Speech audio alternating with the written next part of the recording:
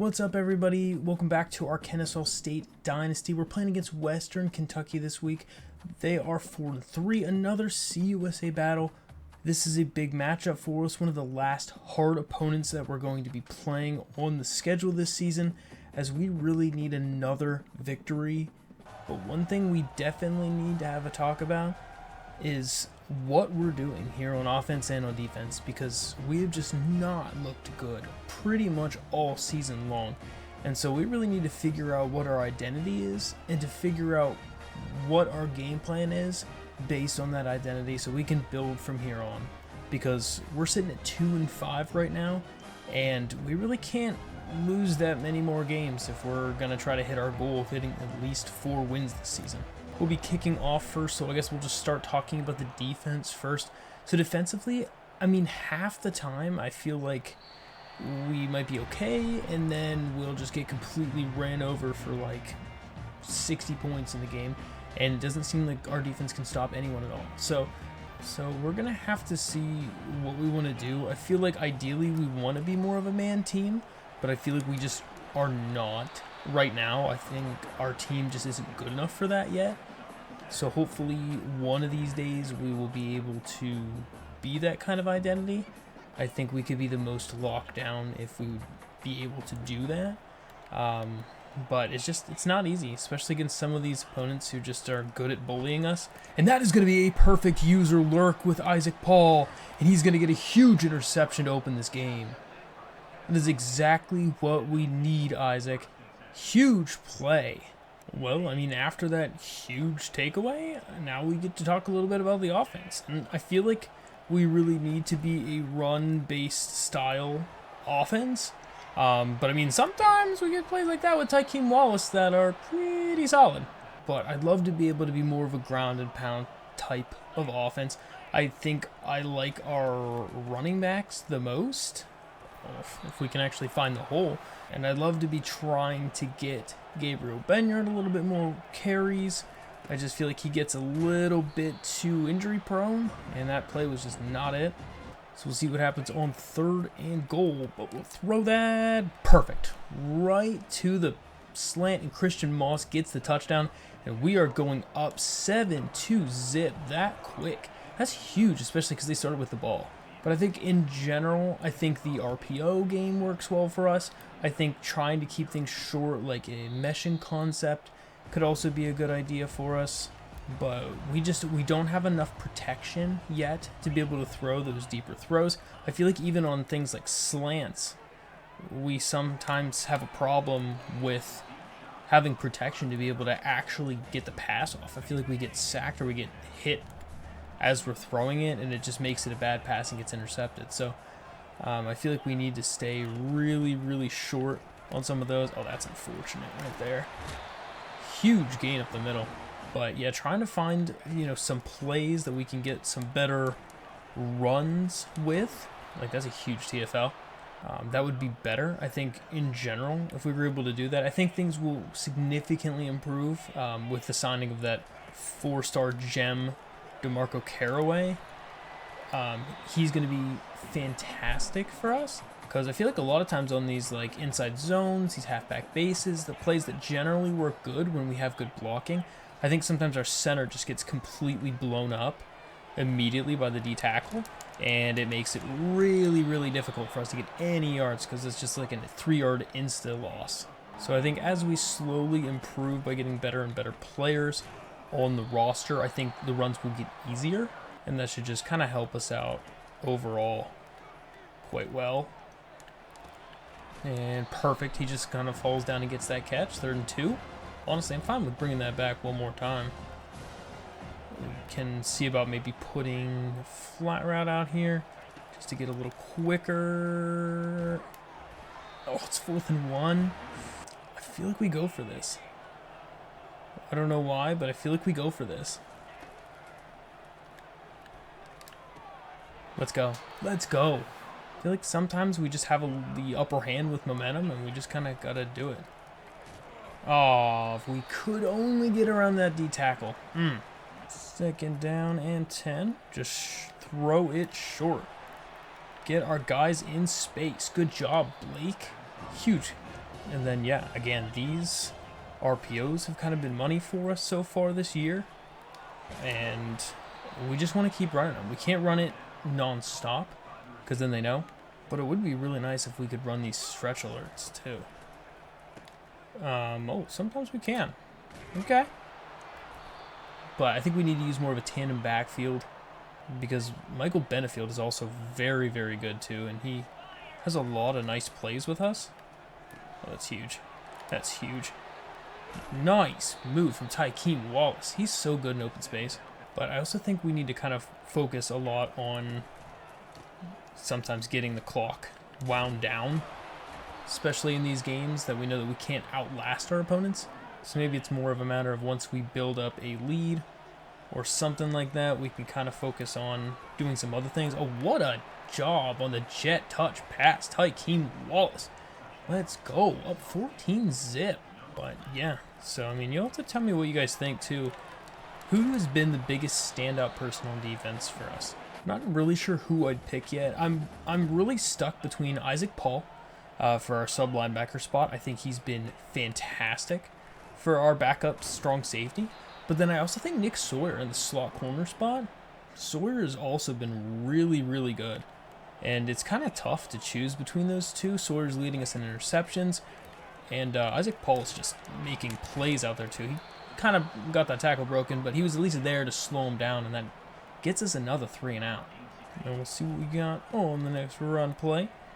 Just going to go up the middle and get a nice couple yards. But we'll see. I mean, as we recruit too, it would be nice to be able to get a couple more running backs in here as that play got absolutely demolished. This might be a little bit risky, but I'm going to let it run down a little closer to the end of the first. So I'm letting this thing run down a little bit closer. This might be a little bit risky, but actually it wasn't at all.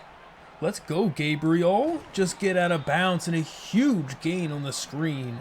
End of the first. Utter domination so far. We don't want to get overconfident though because we are on the road and they are a better opponent. But we've been playing really, really well. And at this point, it's just a matter of continuing to ground and pound, play our style, our brand of offense. And we need to also just get the clock rolling, get it continually moving, because we know in a battle of depth, they are going to win. So we don't want to be playing that game. That's not our game. Our game is to just get the ball down the field, let the clock move. Don't be so fast to get down the field because we want to continue to drive down the field. We don't want to stall the offense, but we do want to also get the clock moving, get less possessions, less chance for us to turn the ball over, and less chance for them to just get continuously scoring on drives. And I think that could be a pretty good brand of offense for us. About 2 yards there. I'm going to see if maybe we can make it a goal to snap the ball between 15 and 20. That should be a pretty good spot to snap the ball. And good arm fighting, but we only get about 4. Not really a fan that our only mesh. We only have really one mesh here. But I gotta get some sort of flat there just in case it's a real quick move. Perfect. Tykeem Wallace, let's go. He's been an animal today. So look at that, moving down the field. We're getting some of this clock wound down. Try not to make mistakes. That was awfully close. That was kind of a bad pass, but you know what I mean. Not quite ideal. And good throw. Good throw. We'll take that. Get it to 3rd and 4. I mean, if we can just more or less get most of this clock kind of milked down there. Huge, huge, huge, huge, huge. And get the first. 1st and goal. Let's go. So what we got here, 1st and goal. I'm kind of liking this run play here. If we can stay on there. Cut up field. Oh, we're so close to the 3. Try a little read option. Not sure how I feel about it. But we'll be able to keep it and get to the 1. Oh, so close. All right, let's just punch this thing in. Let's just do it. Punch it in.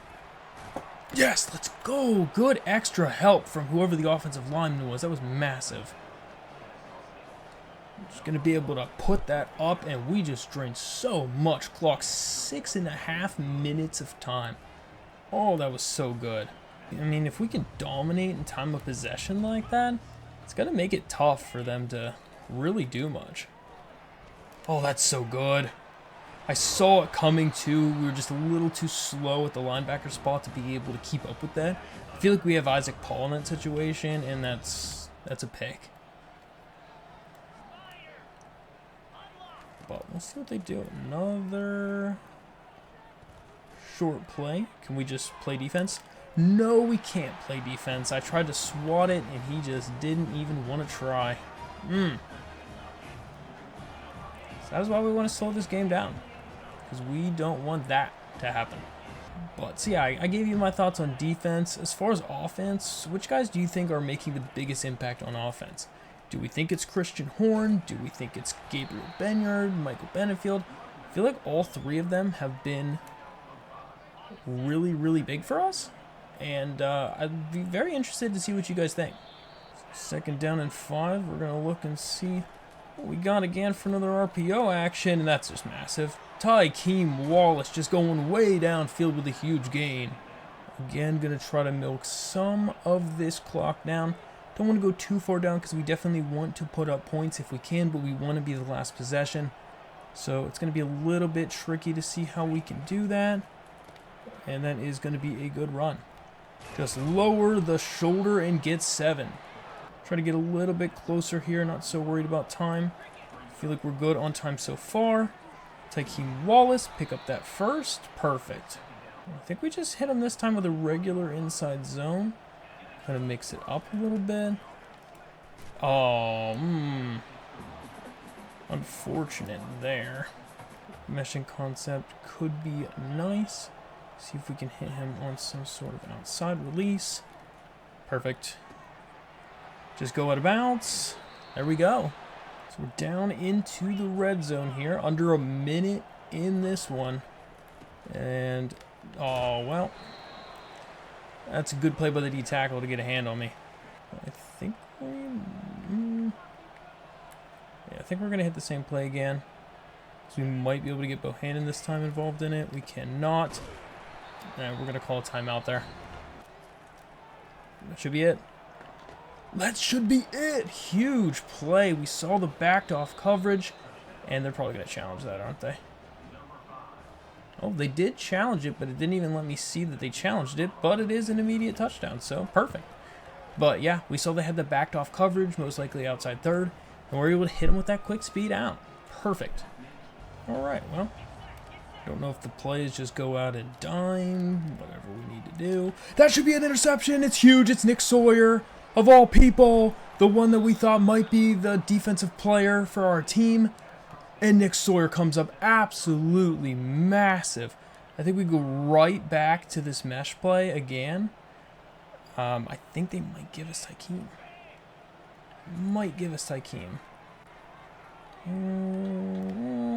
No, they don't. But they give us the run. That's going to be a wide open touchdown for Bohannon, and that is massive. I honestly don't even care about what's happening right now. We're just going out 3 deep because I am not letting them score a touchdown with no time left in the half. Not doing it. We're not falling for it this time. And we're taking a 35-7 lead at the half, and I am shocked. I don't know about you guys, but I am shocked that it is 35-7 right now at the half. But Tykeem Wallace, 10 catches for 136 yards and a touchdown. That is just, it's on another level right now. But I mean, our team on offense and defense is clicking. But we need to continue to play this way. We need to run the ball, shoot clock. I think we're going to get Benefield in the action a little bit more now that Gabe had quite a bit of carries in the first half, and he's a little bit tired now. I could tell his wear and tear was starting to build up a little bit, so I think we need to sub him and get Benefield in the action a little bit more. Well, apparently we don't really have to. I just checked the depth chart, and it just has increased right now, so it's not too bad for him. He must have had quite a bit of regen there at halftime, so we'll go right back to it. Kind of want to try one of these stretch plays to the outside and just see what we can do with it. And that is huge. just so much running room for him. Maybe we get a little power running game here. I mean, they're only having 3 down linemen right now. And, I mean, get about 2 on that. That's not too bad. Go back to the short plays. Okay, I guess it counts as a catch. I think the UI was, the AI or whatever it was, oh no, okay, it looked fine. For a minute, it just looked really weird to me.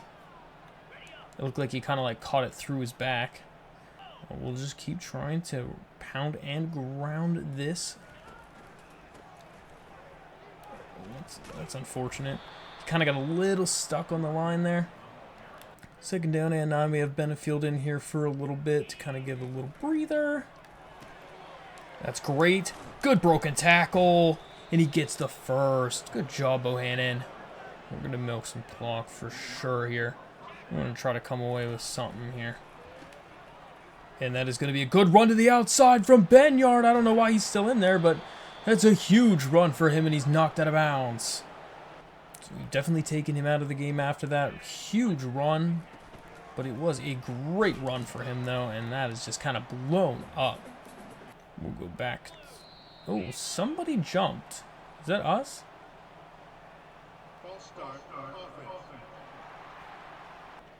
Not a massive fan of the false start penalty.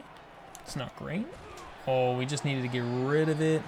I think at this point we just don't want to take a sack to get kind of out of field goal range. I think we just try to hit him with a quick dump off screen here and try to get a handful of yards, make it a more meaningful field goal.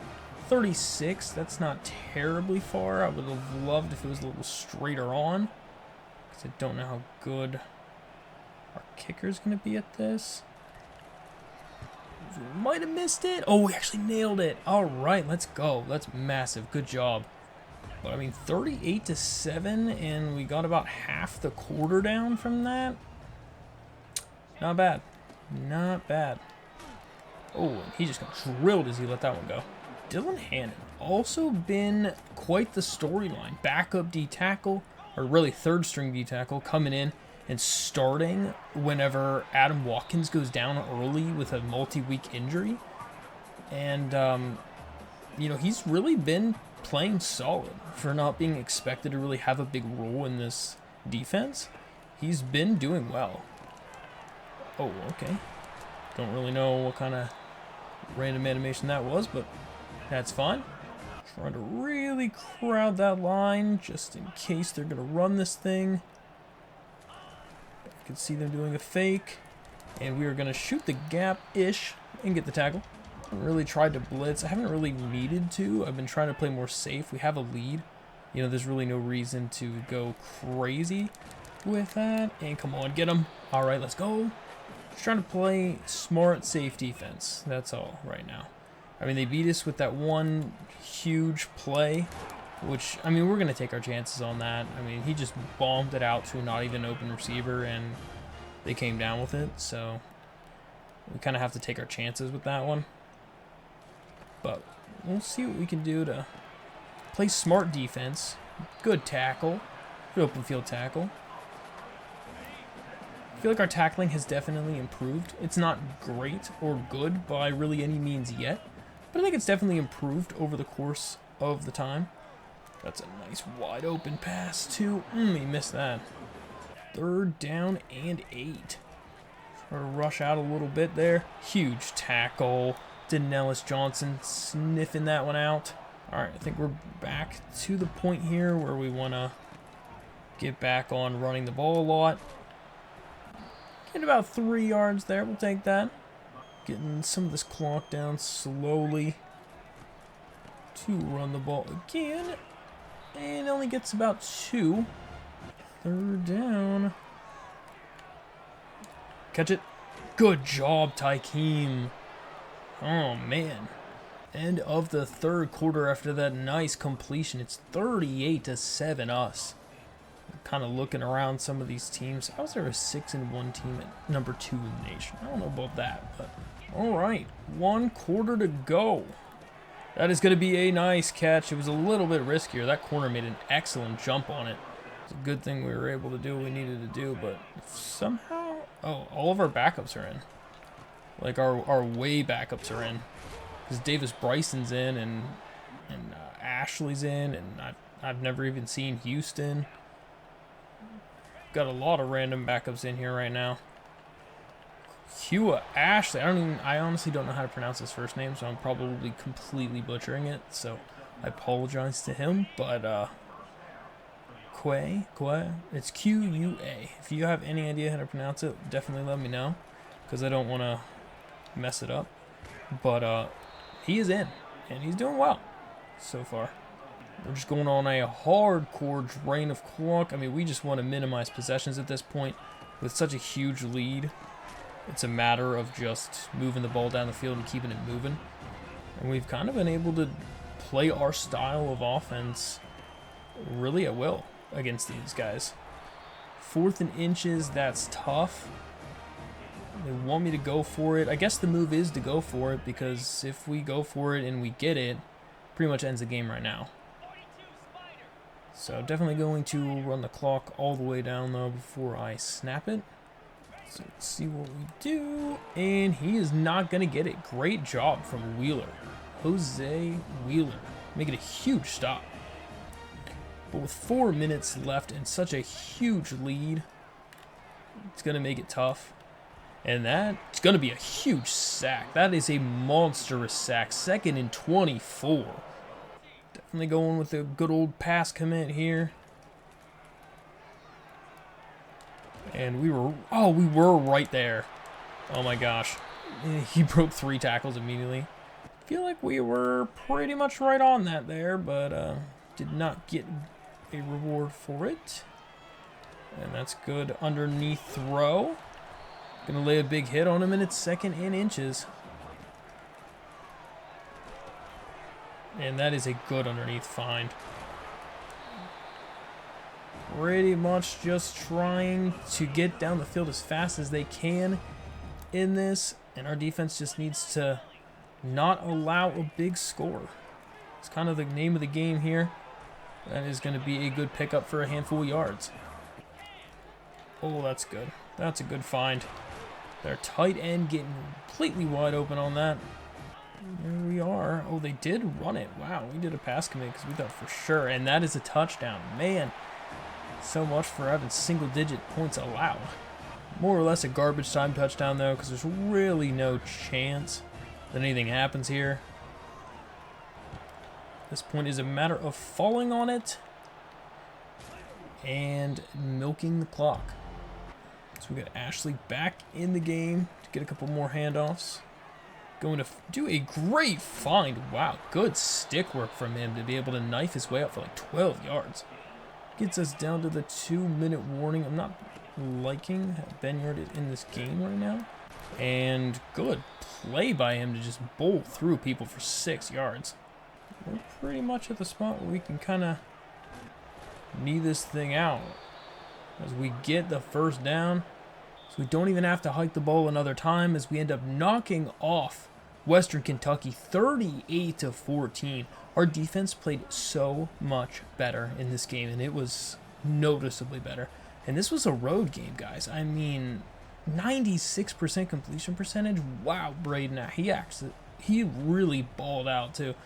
I mean, wow, I think our full team has never played so good, period. And if we play this well, the rest of the games on this schedule, we might get a couple wins here, boys. Definitely have to let me know what you think about it, though, because I'm very proud of how we've played. I mean, they only had 226 yards of offense, and one of it was that massive, like, probably 7-yard touchdown bomb. Yeah, they had a 57-yard touchdown. So they wouldn't even have had 200 yards of total offense had they have not had that huge pass. But, yeah, oh my gosh. Braden Boyan, it was 24 for 25 for 256, 3 touchdowns, no picks. That's incredible. And Davis Bryson was even 2 for 2. So we were literally 26 for 27 in this game. That's insane, actually. So seemingly that's the style of offense, RPOs and mesh concept with the occasional little like speed outs or something based on their coverage. Just keeping the ball short. Gabe Benyard, 19 carries, 474 yards and a touchdown. Average wasn't the greatest, but not too bad either. Like I said, Kua, Quay, Ashley, however we pronounce his name, he had a better average, sitting there at 8 for 43. Benefield really only had 4 attempts for 1 yard, and then we were winning by so much that they put the triple backups in, and I was just fine with that. We'll just, give him a little rest, let him have more energy for the next game. Receiving yards, Hakeem Wallace just going off. 12 catches for 161 yards and a touchdown. Blake Bohannon, 6 catches for 43. Christian Moss had that one nice catch on 4th down, which was huge. Gabe Benyer making some impact in the backfield. Defensively, well, let's see first, any pancakes or anything? No. Defensively, 7 tackles again. Isaac Paul, like I said, one of those people who I have a vote for potentially. That could be one of those, probably biggest studs on our defense. He also got an interception. But you know who also got an interception? Nick Sawyer, the other one that I'd put as my standout person. 1 freshman, 1 sophomore. These 2 could be cornerstones of our defense for a few more years to come. Super excited to see how they continue to progress. Jericho Washington, oddly enough, getting the most TFLs on our defense. That's a little surprising as he's our number 1 corner. But, sacks, just kind of split some sacks there between Talon Dunlap and Jamar Rocks. And did we get any pass deflections? No, we did not. No, I am so sad. First off, we're not going to get Daniel Hearns. I don't think at this point. But that's not the real problem. TJ Moses just committed to Auburn. Man, that stinks. Braden Bohannon getting CUSA Player of the Week. I mean, that's nice to see, too. Well, time to look at recruiting and see what's going on over here. So, looks like QB-wise, Willie Marr, we're still gaining a decent amount on. Same here with Avery Tunks. Looks like, though, Florida State is starting to work on them a little bit. So, might have to kick that up a bit. Running back-wise, still gaining on Juan Kindred, which is good. We have a visit scheduled for week 12, so that should be pretty soon. I just double-checked. It is soon. It actually is next week. This is week 11. So, I mean, hey, ideally, that's possible, because we should get into the top 3 after this week, and then it'll be the basically commit stage, and it'll be our visit. So, if we win this game next week, I think that we have a pretty strong chance that we could sign him, and that would be massive. To get a 4-star power back onto our team. I mean, he's 6'3", 233. This man's massive. He'd be a huge addition for us to be able to add alongside Gabe Benyon, since we're going to be losing Michael Benefield. Wide receiver-wise, really nothing happening yet. I'm feeling like we need to just start throwing some scholarships out here, to be honest, to see if we can start getting some points. But this just stinks. It wasn't even his visit yet, too. That's crazy. So we end up getting the 1, but I guess we're going to have to start working a little bit more on getting Jamie Johns, too, because we should try to get a second offensive lineman, ideally, if we can. I mean, worst case scenario, we'll try to do transfer portal style. But, yeah, I'm going to have to remove Daniel Hearns from this. That's unfortunate. I mean, it's their visit, too, this week, so there's no shot. So I'm gonna pull out here, and we'll get even more hours. But it looks like I can take off our son of the house. He likes playing time and brand exposure. So we'll see what we have. So the only one it can be is starter. So we're gonna hard sell that, and then we will DM him as well. Really want to get him signed up then, ideally. Probably should just try to get him for a visit too, if we can. Yeah, we're going to sign him up for FIU. Higher tiered opponent. And we know you like playing time, so wherever that one is. We'll attend a position meeting. That should get you pretty happy there. And ideally, we get him locked up here soon as well. Ohio State definitely starting on him a little bit. That's not ideal. Might have to be one we back out on as well. Longo we're losing points on, but it's not much. I feel like we could just remove this and go hard sell him now. So hard sell him on the clutch, and then we're also going to schedule this visit. Yeah, I think we scheduled this visit now for proximity to home. Other than that, I think we're going to go offer scholarships on like all these receivers, since nobody is going after any of them. And as long as we at least offer a scholarship, we might be able to jump in at the last minute here and at least enter the top 8, which would be great. And then I think we'll also add a scholarship onto D'Angelo Denbo. And yeah, that'll be a couple more scholarships, so we'll give that a shot and see how that goes. See if there's anybody else we were missing that's in this top 5. I believe we are hard selling everybody on here. Hard selling, perfect. Okay, and visits are all scheduled for all of our top 5 guys. So we'll wait until next week and see if we get any more guys thrown in here. I also found a handful more players that I just added to our board. They just weren't really being recruited by anybody yet, so just added them on there. We might eventually get a couple more of these hours that we can end up throwing some more and just at least getting scholarships offered so that we might be able to fight for them later in the season. But hey, we will see what happens. Taking a look at how our conference is shaping up. Jackson State still sitting at 7-1, 4-0 in conference play, which is fantastic. They're just a solid team overall, and we just couldn't beat them. They're on a 6-game win streak at this point.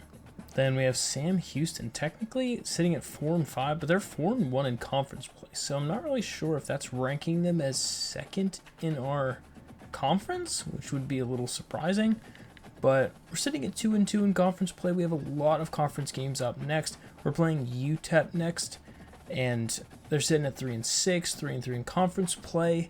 They're, very even with us. 74 overall compared to our 73. I think this is another winnable game. And if we would go on to win that game, that's big. I mean, we're going to leapfrog them. We're kind of lucky that Liberty, even though they're 6-2, is sitting at 3-2 in conference play, so that's a big thing for us. We also have not played Sam Houston State yet, so that's another one that could help us out. We have definitely not played New Mexico State. I don't even know if they're on our schedule, though. But we have not played Sam Houston State. I know we play FIU also. So, potentially that would be huge if we could get a win there, maybe a win there. And if we could knock off Sam Houston State, I mean, they're really only a 76 overall. It's not a high overall, considering the fact that we just beat a 79 overall, and stomped them. So that would be nice. And we're home against Sam Houston, which is a nice benefit, as they're one of the higher ones in conference play. So winning those couple games there in a row could definitely set us up well. But yeah, I was right. We do not play New Mexico State in this season. So we do here go to UTEP to play, which luckily they're one of the worst teams that we have to play left on the schedule, so that should be solid. And then we have 2 home games with Sam Houston and FIU. I mean, we could go on a nice little 4-game win streak potentially, and then we go to Louisiana to play against Louisiana Tech, and they're sitting at 2-6. I mean, it's not unreasonable that if we keep playing how we did against Western Kentucky, that we could win out, and that would be huge, actually. Because sitting at 3-5 is much, much better than the alternative when we were seemingly not going to win more than 1 game this whole season. So let's hope this is the turnaround spot. I feel like the offensive style that we played, that more ground and pound type game, where we kind of just try to feed the rock as much as we can to our running backs, use both Gabe and Michael as much as we can, use some of those meshes, the RPOs, just real quick throws. Simple reads, stuff that's not difficult to throw and to make the right read, and it doesn't really require much of our offensive line, and I think that's been helping us out tremendously. I think it's going to be unfortunate if we're only able to get one of those offensive linemen, where it really looked good at one point where we might be getting 2 or 3 huge offensive linemen on this team, but one center is going to make a massive difference. He's going to be so good for this offensive line. So super excited to see how he does, because most of our run plays revolve around the center, or where he's at least setting up that key block where if he hits the D tackle, then we're gaining 3 yards, and if he doesn't, then we're losing 5. So, you know, it's gonna be interesting, especially if we can get Juan Kindred in here too. Juan is a power back, but he's technically faster than Gabe Benyard. So if we think that Gabe's decent for speed, then Juan's gonna be an all-around workhorse. So yeah, I mean, we'll see how the rest of it goes though. So I'll see you guys in the next video, but until then, why don't you check out one of these ones.